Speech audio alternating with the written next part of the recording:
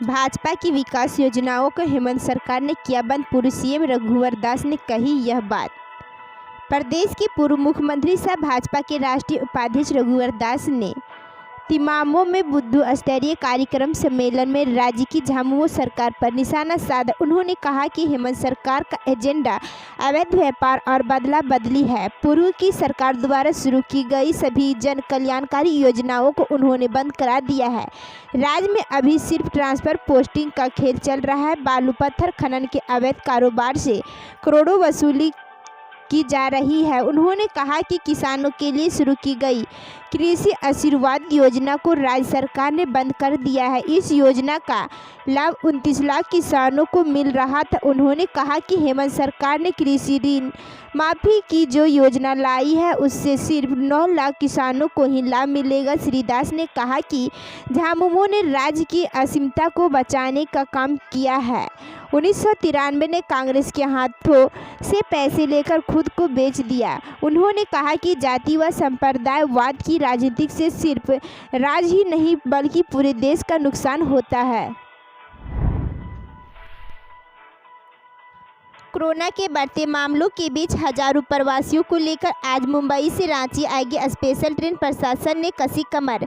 मुंबई से Lokmanya Tilak Ranchi superfast special train रविवार दिन के 11 बजे रांची स्टेशन पहुंचेगी। ट्रेन के आगमन को लेकर जिला प्रशासन व रेलवे के अधिकारियों की बैठक शनिवार को हटिया स्टेशन पर हुई। बैठक में जिला प्रशासन की ओर से कोरोना के बढ़ते संक्रमण के मद्देनजर ट्रेन से आने वाले यात्रियों की कोरोना जांच स्टेशन पर ही करने की बात कही गई। इसके लिए रेलकर्मी व आरपीएफ से सहयोग करने को कहा गया। वहीं बैठक में निर्णय लिया गया कि ट्रेन आने के बाद एक एक कर बोगी से यात्रियों को उतरने के लिए कहा जाएगा। बोगी के सामने उनके बैठने के लिए कुर्सियां भी लगाई जाएगी। यात्रियों का कोरोना जांच होने के बाद ही स्टेशन के बाहर निकलने दिया जाएगी। वहीं जो यात्री संक्रमित पाए जाएंगे उनका इलाज कराया जाएगा। वहीं यात्रियों के लिए पूर्व की तरह जिला प्रशासन द्वारा किसी भी तरह का वाहन की व्यवस्था नहीं रहेगी। मालूम हो कि ट्रेन लोकमान्य रेलवे स्टेशन से शुक्रवार रात 11:45 बजे रवाना हुई है। ट्रेन रांची स्टेशन रविवार को सुबह 11 बजे पहुंचेगी। वहीं रांची से ट्रेन 11 अप्रैल को रात 9:05 बजे रवाना होगी। बैठक में एसडीओ बुंडू उत्कर्ष गुप्ता, एसएसपी विनीत कुमार, मंडल परिचालन प्रबंधक मुख्य जनसंपर्क अधिकारी नीरज कुमार, सीनियर डीसीएम अविनाश कुमार उपस्थित थे। झारखंड के 78,000 किसानों की कर्ज माफी के 300 करोड़ रुपए फंसे अन्नदाताओं को नहीं मिल सका योजना का लाभ। 78,000 किसानों की कर्ज माफी से जुड़ा 300 करोड़ रुपए का बिल 31 मार्च को ट्रेजरी में फंस गया।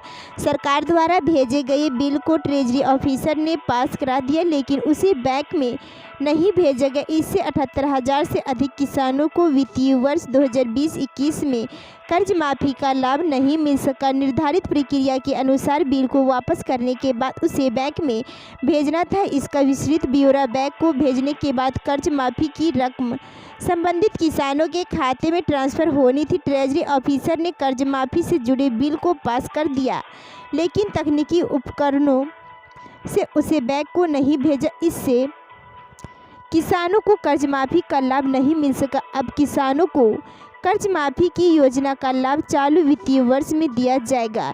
सरकार ने किसानों को 50,000 रुपये तक का कर्ज माफ करने की योजना बनाई थी। इसके लिए कृषि विभाग के बजट में 2,000 करोड़ रुपए की व्यवस्था की थी। बाद में सरकार ने 50,000 के बदले 1 लाख रुपये तक का कर्ज माफ करने की घोषणा की। योजना को लागू करने के लिए सरकार ने बैंकों से कर्जदार किसानों के खातों का ब्यौरा मांगा। झारखंड में बढ़ता जा रहा सैंपल का बैकलॉग। सभी निजी लैब ने नया सैंपल लेना किया बंद। जांच के लिए भटक रहे हैं लोग। झारखंड में कोरोना संक्रमण बढ़ने के कारण सैंपल जांच प्रभावित हो रही है। फिलहाल राजधानी में सैंपल का बैकलॉग इतना ज़्यादा हो गया कि शनिवार को राजधानी के निजी लैब ने सैंपल लेना बंद कर दिया। सरकारी जांच लैब रिम्स में 5,000 व सदर अस्पताल में 1,500 सैंपल का बैकलॉग जाँच चल रहा है। क्षमता से अधिक जाँच के बाद भी बैकलॉग खत्म नहीं हो रहा है। वहीं निजी लैब लैब में सैंपल के बढ़ते दबाव के कारण अगले 12 से 48 घंटे तक जांच बाद कर दी गई। अब वहां सोमवार से ही कोरोना जांच सुचारू रूप से होगी। ऐसे में लोग अपनी जांच कराने के लिए भटक रहे हैं और परेशान हैं। पूरे झारखंड की बात करें तो कोविड का मामला बढ़ते जा रहा है। जांच और सैंपल लेने की गति बढ़ गई, लेकिन जांच की गति सैंपल लेने की तुलना में तेज नहीं हो सकी। पूर्व में ही सैंपल का बैकलॉग चल रहा था। अप्रैल में यह बढ़ता चला गया। अप्रैल में प्रतिदिन 30,000 तक नए सैंपल लिए जा रहे हैं, पर जांच 20 से 25,000 के करीब ही हो पा रही है। साथ ही पिछला बैकलॉग भी 20,000 से अधिक था। इससे दिनों दिन बैकलॉग बढ़ता जा रहा है।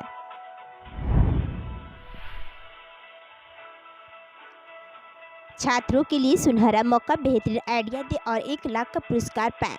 सीबीएसई ने किया नया ऐलान। तकनीकी संस्थानों के विद्यार्थियों के बाद अब स्कूल के विद्यार्थियों के लिए अच्छा मौका है।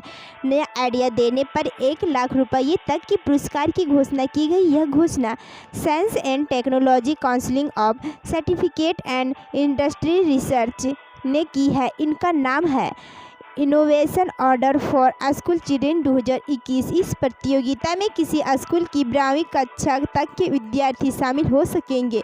इसमें वैसे विद्यार्थी शामिल होंगे जिनकी उम्र 1 जनवरी 2021 तक 18 वर्ष से कम हो। विभिन्न विषयों के लिए 15 ऑर्डर रखे गए हैं।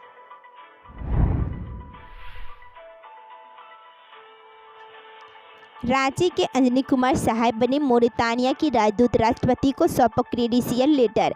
रांची के बारियाती हाउसिंग कॉलोनी निवासी भारतीय विदेश सेवा के अधिकारी अंजनी कुमार सहाय को पश्चिमी अफ्रीका के एक देश में मोरितानिया का राजदूत नियुक्त किया गया। उन्होंने 8 अप्रैल 2021 को मोरितानिया के राष्ट्रपति मोहम्मद उल एल गजनवी को मोरितानिया की राजधानी नवाकशाट स्थित राष्ट्रपति भवन में आयोजित पारंपरिक समारोह में अपना प्रतिज्ञा पत्र सौंपा। इसके साथ ही उन्होंने अपना पदभार ग्रहण कर लिया है। बता दें कि अंजनी कुमार ने विगत वर्ष जनवरी में पश्चिमी अफ्रीकी देश माली में भारत के राजदूत के रूप में पदभार ग्रहण किया था। इसके बाद भारत सरकार द्वारा इन्हें मोरितानिया में भी भारत के राजदूत के रूप में पदस्थापित किया गया। सहाय वर्तमान में 2 देशों में भारत के राजदूत के रूप में कार्यरत हैं। अंजनी कुमार सहाय का जन्म और शिक्षा दीक्षा रांची में ही हुआ है। उनके पिता डॉक्टर NK सहाय रांची विश्वविद्यालय की मानव शास्त्र विभाग की विभागाध्यक्ष थे। उन्होंने बिशप वेस्टकॉट और संत एंथोनी स्कूल से स्कूली शिक्षा प्राप्त की। इसके बाद उन्होंने संत जेवियर कॉलेज से आर्ट्स में इंटर किया और दिल्ली स्कूल में ऑफ इकोनॉमिक्स से स्नातक और स्नातकोत्तर की पढ़ाई पूरी की। जंगल में धधक रही आग, भारी नुकसान।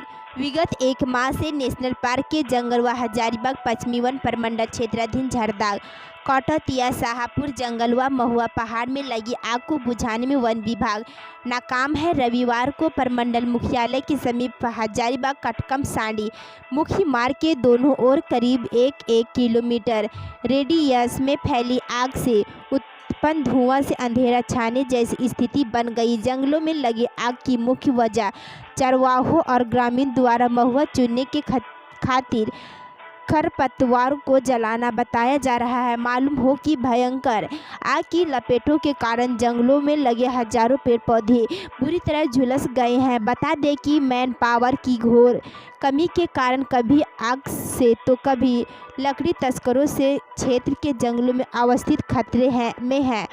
वन कर्मी वाटर पावर व गोपी पासवान ने बताया कि महुआ चुनने के खातिर ग्रामीणों द्वारा रोज कहीं न कहीं आग लगा दिया जाता है।